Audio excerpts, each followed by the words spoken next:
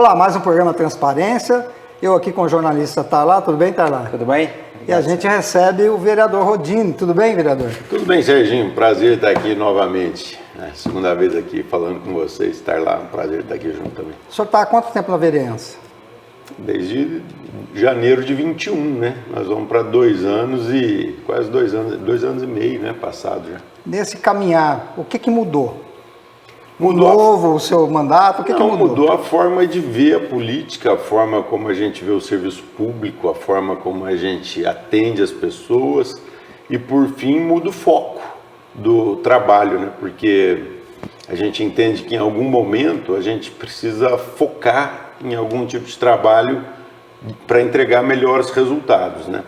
Então, se no começo a gente estava muito preocupado em fazer auditoria, como a gente fez para liquidar a Coderp, um trabalho de primazia, eu diria, do auditor que a gente tinha no nosso gabinete, juntamente com o meu jurídico, a gente conseguiu entregar um trabalho muito bom para fechar a Coderp, né? E que está em fase de liquidação, mas com os trabalhos atrasados, a gente deve retomar um pouco politicamente esse tema em breve.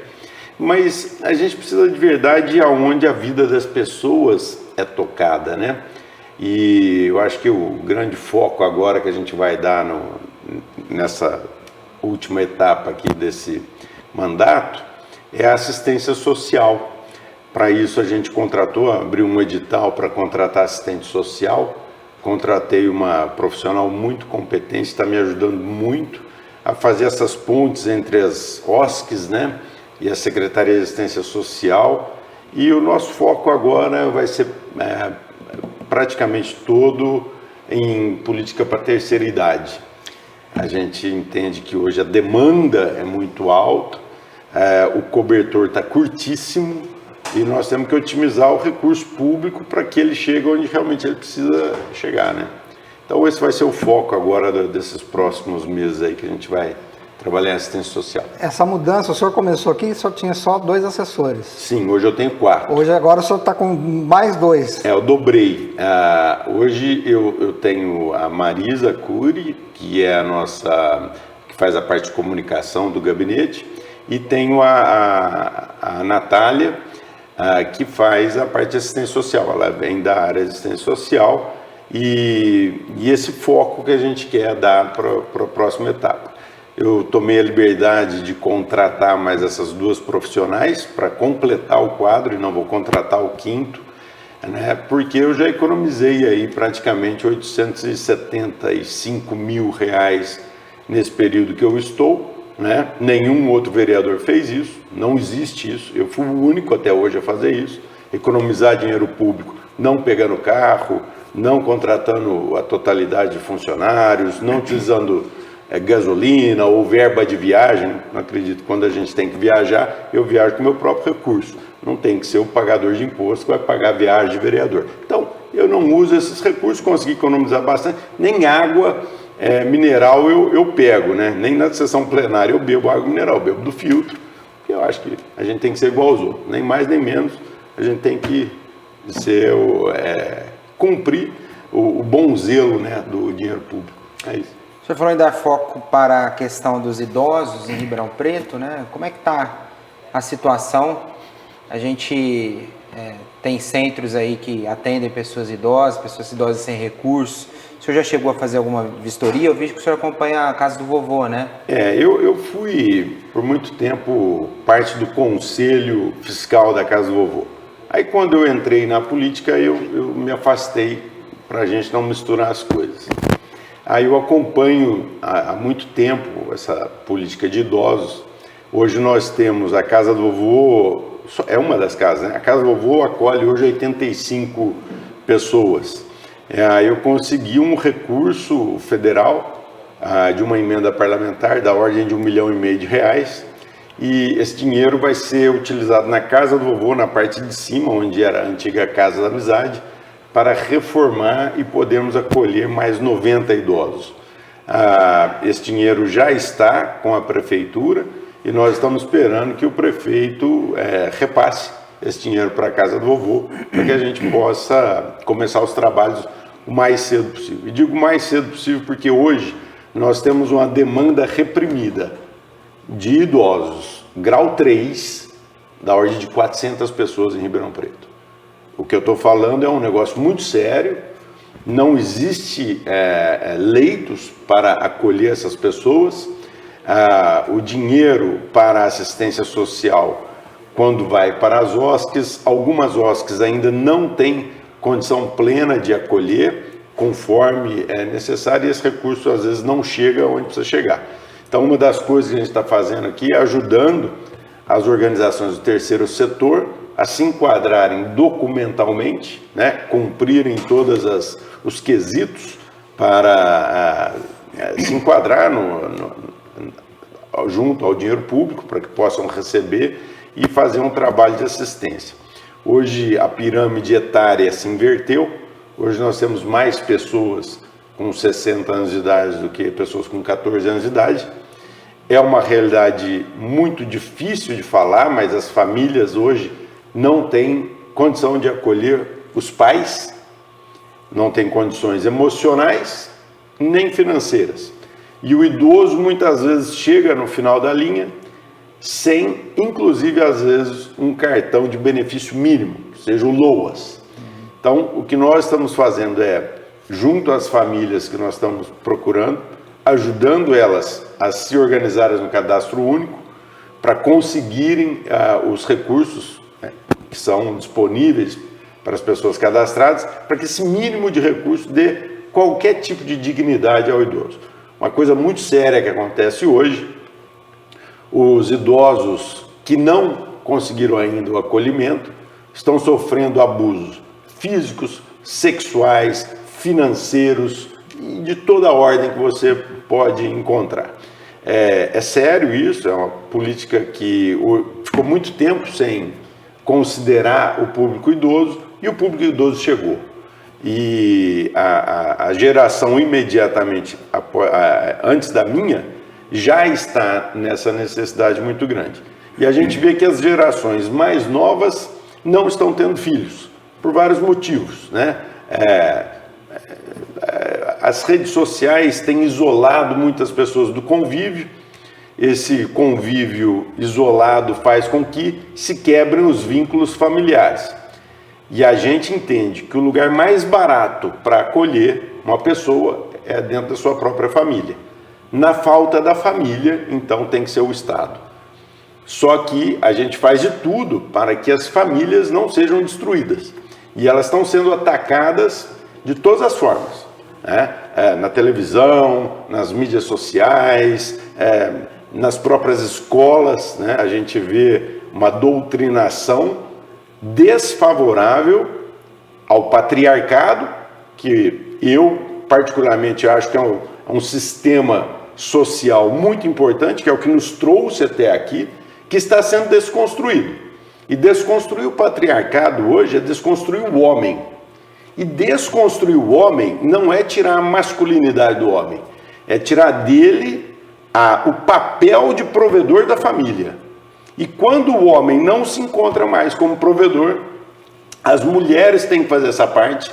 E muitas das vezes essas mulheres que já vêm com filhos no colo precisam trabalhar. Se elas vão trabalhar e não dão a melhor atenção na primeira idade, você já começa rompendo vínculos. Então, isso é uma realidade, está acontecendo, e como é muito difícil nadar contra essa maré, a gente acredita que naturalmente a sociedade vai se acomodar, mas nós estamos numa maré alta agora de destruição da família. A nossa função é organizar o espaço para que as pessoas que chegam com as famílias rompidas tenham um acolhimento no final de suas vidas e que tenham um mínimo de dignidade material, no mínimo, para que tenham um desencarne. Eu que sou espírita acredito nisso, que elas tenham um desencarne menos doloroso do que é o que está acontecendo hoje. Mas agora sim, o senhor chegou na Câmara com um perfil de fiscalizador, de organizador, haja vista seu trabalho com a CODEP e outras atividades que o senhor tem falado. de repente dar uma guinada para a área social. O que levou a isso? Foi alguma experiência, algum pedido? O que aconteceu? A gente que vamos dizer, ente público, a gente tem que entender primeiro o que é prioridade. A gente tem que trabalhar na prioridade. O dinheiro público é pouco. O tempo que a gente tem é contado. A gente só tem o tempo que nos resta e a gente não sabe quanto tempo a gente tem pela frente. Então, esse tempo que a gente está aqui, a gente tem que otimizá-lo ao máximo, com as prioridades. Não parei de zelar do dinheiro público e nós estamos fazendo outras investigações em paralelo, que não são da CODERP, que são de outras... Então não cessou esse trabalho? Não, esse trabalho não cessou, mas por isso agora eu tenho uma equipe maior. Uma equipe maior, mais braços trabalhando, a gente vai continuar fazendo o que a gente vinha fazendo e agora eu consegui abrir uma nova frente de trabalho que a gente possa atender diretamente aquelas pessoas mais necessitadas. Eu vi que o senhor ficou bastante irritado recentemente com o incêndio lá do Curupira. E a gente sabe que daqui para frente vai ter bastante fogo na cidade, que é o que acontece sempre, agosto, setembro até outubro ali. Por que o senhor ficou tão irritado assim? Antes de eu ser eleito vereador, eu sempre sonhei em usar água do reuso, a água proveniente do tratamento de esgoto, para prevenção do incêndio. Então, quando eu entrei na casa, eu coloquei o projeto de água de reuso para esse fim.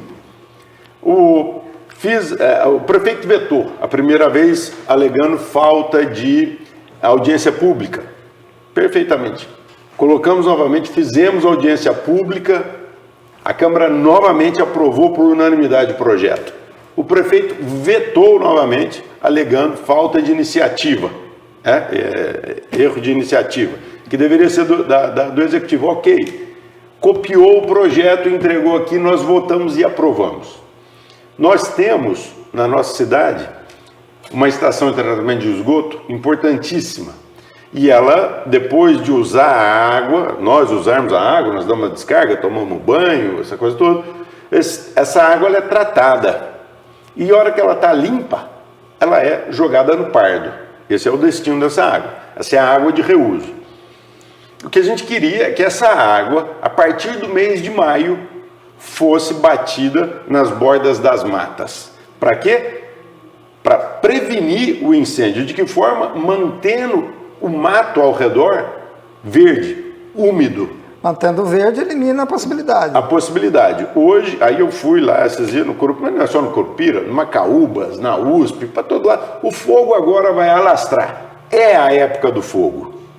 Só que nós, que somos seres pensantes, podemos prever que todo ano a natureza apresenta essa situação. E podemos prevenir. Podendo prevenir, não é feita a prevenção. E isso, faltava a lei está aí. Faltava a água está aí. Faltava caminhões, tem 2 caminhões. O que falta é atitude.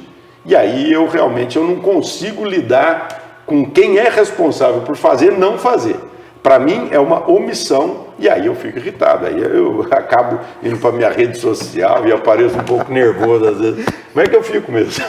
Bom, o senhor falou de audiência pública, o senhor fez algumas, né? Eu queria que o senhor avaliasse as audiências públicas, que o público às vezes não comparece. As audiências públicas, as que eu fiz, teve muito público presente. Eu fiz, por exemplo, a audiência pública aqui do passaporte sanitário na época da vacina. A gente tinha que discutir se o passaporte sanitário era um documento necessário para entrar nos lugares, se era o passaporte ou a máscara, o passaporte ou a vacina, se a vacina prevenia a contaminação pelo vírus. Nós sabemos que não, tanto que tinha um vereador vacinado aqui na casa com um passaporte que estava com Covid aqui dentro, que é o França, ele lembra disso, ele sabe. Então, o que o passaporte evitou a contaminação de alguém? Nada. Então, nós estávamos discutindo isso. Essa audiência pública, se você conferir aí no YouTube da Câmara Municipal, foi a que mais teve audiência. Deu mais de 8.000 visualizações. Nenhuma outra audiência aqui na Câmara Municipal teve uma audiência como essa nossa. Depois nós fizemos outra audiência pública, me parece que foi... Não me recordo agora de cabeça, daqui a pouco me vem. E agora eu vou fazer uma audiência pública, já convocada agora, da educação. Eu ia te perguntar isso, por quê? Porque nós despejamos 500 milhões de reais na educação todos os anos. Os professores de Ribeirão Preto ganham a média de R$ 7.500. Nós temos professoras que ganham em Ribeirão Preto R$ 26.000. E por que que o IDEB de Ribeirão Preto vai cada vez mais para baixo? Deixa eu fazer uma pausa aqui. É certo esse valor que o senhor está dando de salário? Olha o portal de transparência, está tudo às claras. Então, por quê? Porque foram acumulando, né? Vai acumulando quinquênio, vai acumulando licença, vai acumulando, chega no teto. É justo. É justo. Não estou falando que não é justo. Aí vamos deixar isso claro, que senão fica parecendo... Não é justo, não. Eu não estou falando que não é justo. Para mim, o professor tinha que ganhar mais do que juiz. Ótimo. E nós tínhamos que ter alunos que soubessem, no mínimo, fazer uma redação, fazer conta de mais, de menos, escrever e ler. É bom deixar isso claro, senão os professores vão achar que o senhor está achando que o salário é muito alto. Não. Veja bem. Não há dúvida que o salário do funcionário público da educação em Ribeirão Preto é um dos mais altos do estado. É inclusive mais alto que da iniciativa privada. Então, reclamar de salário não é exatamente... Mas o senhor não é contra eles ganharem bem. Não, eu acabei de falar, ótimo. Repito, acho que devia ganhar mais do que juiz. E tinha que entregar resultados muito superiores aí a sua audiência para isso, é para saber por que não está entregando. Por quê? O que acontece? Hoje, você fala assim, o IDEB está baixo. Aí vai o secretário de Educação, fala assim, mas é porque os diretores isso e porque eu não contrato isso. Chama o diretor. Diretor, por que é? Não, porque nós tínhamos treinamento, o treinamento não veio. Então a gente quer saber aonde que está a falha na educação. É inadmissível. Eu venho de escola pública. Eu sei fazer uma redação, introdução, desenvolvimento, conclusão. Eu sei ler, eu sei fazer conjugação verbal, eu sei fazer as operações básicas, eu sei a tabuada. Aprendi na escola pública. Eu sei os pontos geográficos do mundo inteiro, do Brasil inclusive. Eu sei o nome dos rios. Agora, por que os jovens do Brasil hoje não sabem? Por que a educação pública municipal não entrega esse resultado? É o que a gente quer saber. A gente não está aqui para acusar ninguém de nada. A gente quer pôr todo mundo para discutir na mesma mesa o porquê que não avança o IDEB de Ribeirão Preto. E achar uma solução. E eu te digo mais. Tem uma escola aqui em Ribeirão Preto que vai falar assim, é porque o aluno é carente. Nós temos aqui a Fundação Educandário, Fundação Sinhá Junqueira, que fica lá na Pascoal INEC número 500. O índice do Saresp, a nota do Saresp, que é a avaliação das escolas, colocou a Fundação Sinhá Junqueira, que trabalha com pessoas de comunidades muito carentes, acima das escolas particulares. Ou seja, acima da municipal, acima da estadual e acima da particular. Por que isso acontece? Nós temos que avaliar o material humano que está por trás do ensino, né? É quem que está por trás, qual o método. Esse pessoal não pode vir e dar o exemplo por que isso aconteceu lá. Eu sei dizer o porquê, porque eu frequento a escola, a Fundação Sinhá Junqueira. A gente ajuda em algumas coisas lá, a organização das coisas. E aí, por quê? Porque existe o envolvimento do profissional da educação, que lá é chamado de professor, para o resultado com o aprendizado. Se o professor não tem comprometimento com o resultado, com o aprendizado, se ele tem medo de apanhar do aluno, se ele tem medo que o pai do aluno vai lá e vai bater nele, se ele tem medo do traficante, se a escola não fornece a segurança, se o diretor não está nem aí, não tem resultado. O resultado vem quando as pessoas estão envolvidas, quando elas estão com o umbigo no balcão, como a gente dizia. Então, o que a gente quer trazer? A gente quer trazer casos de sucesso que deram certo no Brasil. Estou tentando trazer o professor João Batista Oliveira, de Sobral, no Ceará, que foi o responsável por organizar a educação no estado do Ceará e colocou o Ceará hoje entre as melhores escolas do Brasil. Olha aí. Inclusive, e te digo mais, não é à toa que o ITA, Instituto de Tecnologia de Aeronáutica, quer montar em Fortaleza a primeira filial. Porque a maior parte dos alunos que estudam no ITA, que vem do Nordeste, vem do Ceará. Porque a escola é boa, porque existe comprometimento com o aprendizado. Por que o Ceará pode, São Paulo não pode, Ribeirão Preto não pode? É isso que a gente quer discutir. Então, nós vamos trazer as pessoas especializadas para falar a respeito. E eu tenho certeza que o resultado dessa conversa, dessa oportunidade de todos os entes, de todos os grupos, de todas as frentes, discutirem educação, cujo foco tem que ser o aluno.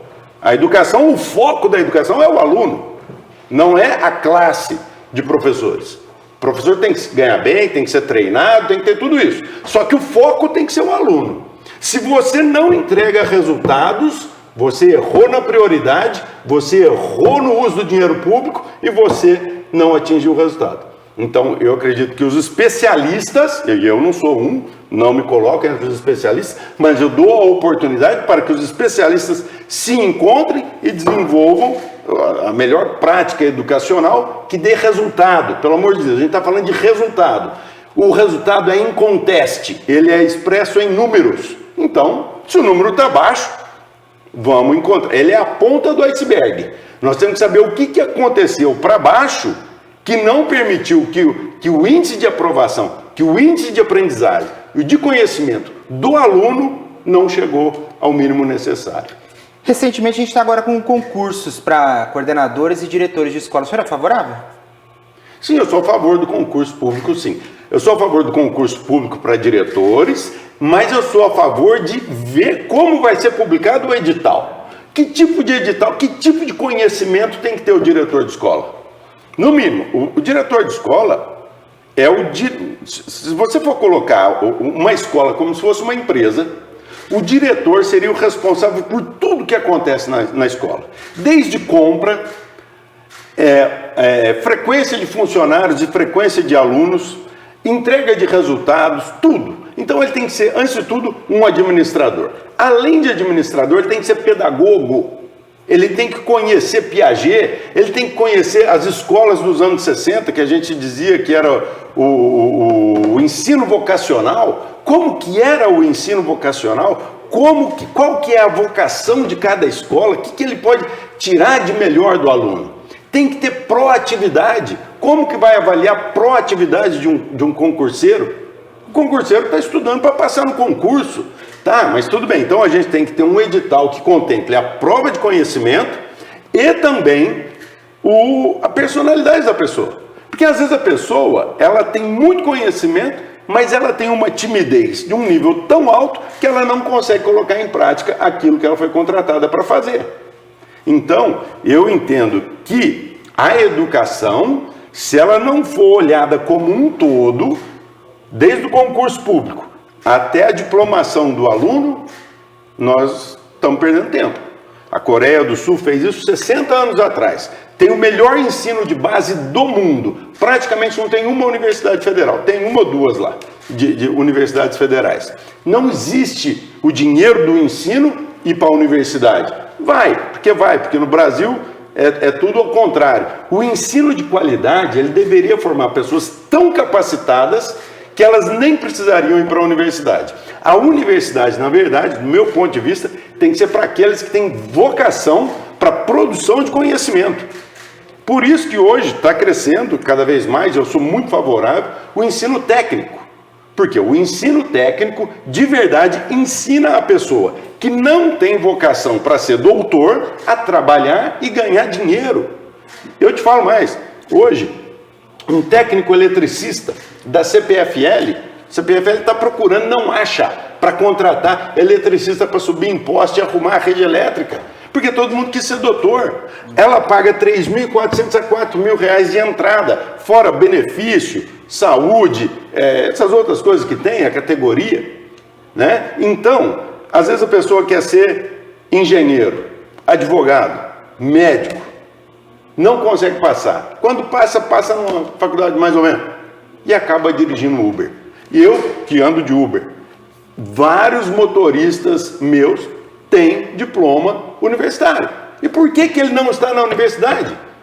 Talvez esse modelo tenha que ser revisto. O Brasil não tem mais tempo a perder. O Brasil precisa gerar riqueza. A riqueza é gerada todos os dias com as pessoas que trabalham. O Estado não gera riqueza, o Estado consome a riqueza daquele que trabalha e gera riqueza. O Estado toma o imposto da gente e transforma em dinheiro público. Público, entre aspas, porque na verdade é dinheiro de todos nós. E aí, a hora de utilizar esse dinheiro, utiliza mal, gasta, torra o dinheiro, contrata pessoas incompetentes para tomar decisões que mudam a vida de todos nós. Né? Então, hoje nós estamos numa situação, como que uma pessoa que sai da faculdade de Direito, faz 2 anos de estágio num escritório de advocacia, pode prestar um concurso para juiz ou para Ministério Público? Que experiência de vida tem uma pessoa dessa para decidir o seu destino, que é um pai de família, o seu destino, que é um trabalhador que está no fim de carreira? Como que subsídios de vida essas pessoas têm? Então, é que eu falo assim, eu sou 100% a favor do concurso público. Só que os editais dos concursos públicos têm que ser melhor elaborados para que atenda a necessidade a que vai ser contratado esse profissional. Não pode ser uma necessidade do profissional, tem que ser uma necessidade de quem está contratando o profissional. Então, se a gente contrata diretores de escola, eles têm que ser diretores de escola e não profissionais de educação. O profissional de educação é válido, mas nós precisamos de pessoas diretoras de escola, professores de escola. E nós precisamos de pais que se comprometam a cobrar a escola com relação ao estudo. Bom, pela sua eloquência, eu acho que eu toquei num ponto legal aí, né? O senhor ficou eloquente e foi bom. 30 minutos é até pouco do programa, mas eu gostaria que o senhor usasse a nossa câmera aqui e convidasse as pessoas para essa audiência. Eu acho que vale a pena convidar. Sim, nós teremos... eu estou só esperando publicar no Diário Oficial, que ainda não foi publicado, mas eu já quero... possivelmente vai ser dia 26. Convidar de antemão. Provavelmente a data está aí, dia... 26 de agosto. 26 de agosto, que é uma segunda-feira, às 18h30. Nós estamos esperando fazer essa audiência pública. Para você que é profissional, professor, diretor, todos vocês que estão envolvidos com a educação, para você que é do sindicato, vir participar, expressar a sua opinião, para todos que estão envolvidos na educação. Venham, compareçam, porque o futuro do nosso país... não depende mais de mim, de vocês que estão aqui, ou de você que é um profissional da educação. O futuro depende das crianças que nós estamos educando. As crianças precisam saber o que é que elas estão aprendendo. Elas precisam saber aonde elas estão e para onde elas vão. Tem que ser criada nas crianças o pensamento crítico, para que ela tenha condições, tendo comido proteína na infância, na primeira infância, com merenda escolar decente, com uniforme limpo, decente, não sei o quê, ter condições de aprender, desenvolver e devolver para a sociedade aquilo que ela aprendeu. Por isso que é muito importante que toda a sociedade participe, inclusive você que não é da educação, você que é da área do direito, você que é da área da engenharia, da medicina, participe. A audiência pública da educação, ela tem a finalidade de dizer que rumos vamos tomar para melhorar o resultado do alunado. Temos 3 minutos. Alguma pergunta? Sim. Perguntei em off para o vereador, vou perguntar aqui também no ar. Assim, a gente sabe que daqui para frente, até o final do mandato, começam as especulações políticas. Qual que é a tua ideia? Vai ter mais um mandato? O futuro a Deus pertence. A gente nunca sabe o que está fazendo aqui. Enquanto eu estiver vereador, até o fim do meu mandato, eu espero fazer o melhor possível. É o que eu acho que eu tenho que fazer. O futuro político, ele é incerto.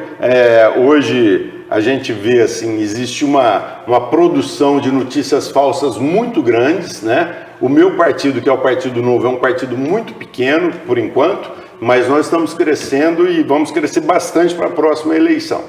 Agora, se a sociedade entender que um Estado menor e mais eficiente, nós não estamos falando de Estado mínimo não, nós estamos falando de um Estado eficiente. Se a pessoa entender que esse é o caminho, nós temos muitos candidatos aí no Partido Novo, pelo menos, que tem essa proposta. Eu sou talvez um deles, mas temos uma qualidade muito grande de elementos no Partido Novo que entram pelo Partido Novo por meio de processo seletivo. Você pode filiar, todo mundo pode se filiar ao Partido Novo. Só que para disputar a eleição, passa-se por um processo seletivo. É inadmissível que nós tenhamos candidatos e candidatas em Ribeirão Preto, em qualquer lugar, de outros partidos que não saibam ler, né? Então, pelo menos a régua do Partido Novo é uma régua de pessoas de todas as classes sociais, que estão preparadas para cuidar da coisa pública como se fossem sua. E quando eu falo como se fosse sua, não é como explorador da coisa sua, mas como vigilante da coisa sua, tá? Então, o futuro a Deus pertence. Esperamos que a política em Ribeirão Preto continue boa, né? Assim, eu imagino que nós temos bons quadros em Ribeirão Preto, que poderão representar cidades em várias frentes, mas depende muito mais do eleitor do que do candidato. E se você está pensando em votar quando for a eleição, começa o trabalho de casa, eleitor. Faça isso. Escolha alguém que você conhece, que você confie, e estimule a entrar na política, porque nós fazemos sempre o modo inverso. Chega o ano eleitoral e a gente fala, deixa eu pegar esse santinho aqui, eu vou votar nesse cara aqui. Está errado. Você tem que pegar e construir o seu candidato. Escolha gente na sua igreja, no seu bairro, no seu grupo social e fala assim, cara, você tem condição de a gente vai te apoiar. É assim que você faz a política. Porque senão, você que não se interessa por política é geralmente governado por aqueles que se interessam e não necessariamente aqueles que te agradam. Tá dado o recado, nosso programa chegou ao final. Muito obrigado pela sua participação. Eu que agradeço, estou sempre à disposição. Obrigado, meu vereador. Obrigado, Tarlar. Eu que agradeço. E você que nos acompanhou até agora, continue. Um abraço.